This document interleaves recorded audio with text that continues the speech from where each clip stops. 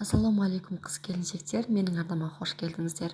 Бүгін біз асқабақтан дәмді, тәтті, иісі мұрын жаратын нан жасаймыз. Мына асқабақты шанышқының көмегімен жақсылап араластырып алдым. Менде піскен асқабақ.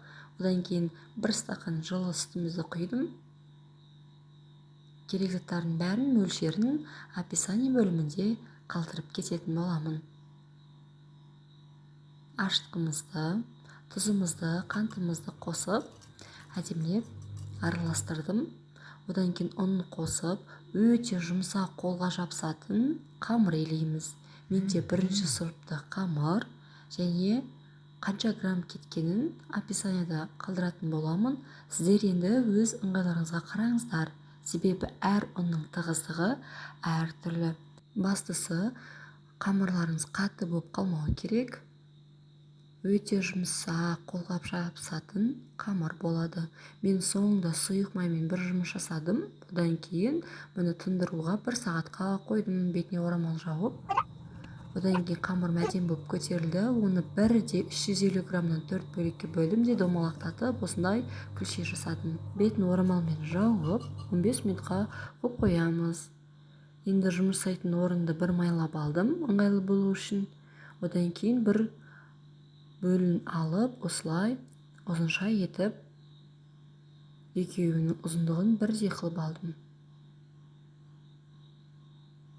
Қолға жабысатын қамыр болғандықтан сұйық майда жағып тұрды, ұмытпаңыздар. Міне екеуінің басын біріктіріп, енді екеуін бірдей бөлікке бөлеміз. Сонда бізде 4 осындай ұзын бөліктер шығады. Енді әдемілеп өретін боламыз. Ешқандай қиындық жоқ. Видеода көріп тұрғандарыңыздай кезек-кезек осылай өреміз. Пергамент қағаздың үстіне қойып, бетін орамалмен жауып, 15 минутқа көтерілгенше қойып қоямыз.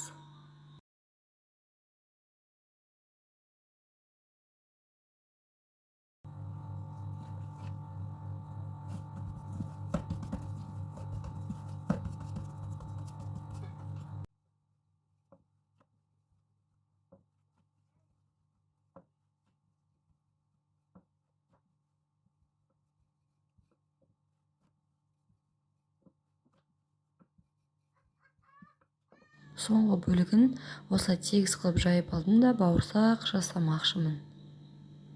Бауырсақ мен дөңгелектеп жасамадым. Қарапайым осылай ромба пішінде жасап алдым. Қызып тұрған майға екі беті қызарғанша пісіріп алдым.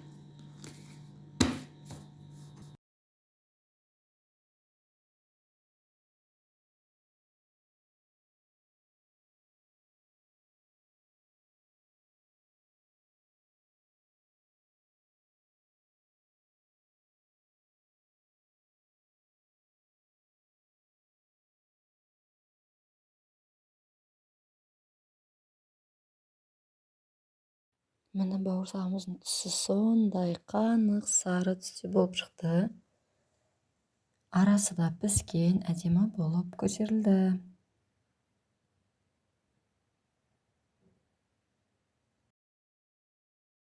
Бауырсағымыз қызарып піскенше, біздің өрілген нанымыз да әдемі болып көтеріліпті. Енді жұмыртқаның сарысымен барлық жерін тегіс етіп жағып алдым. Өз қалауларыңыз бойынша бетіне күнжіт, мак, не болмаса басқа да өздеріңіз ұнататын дәндерді сепсеңіз болады.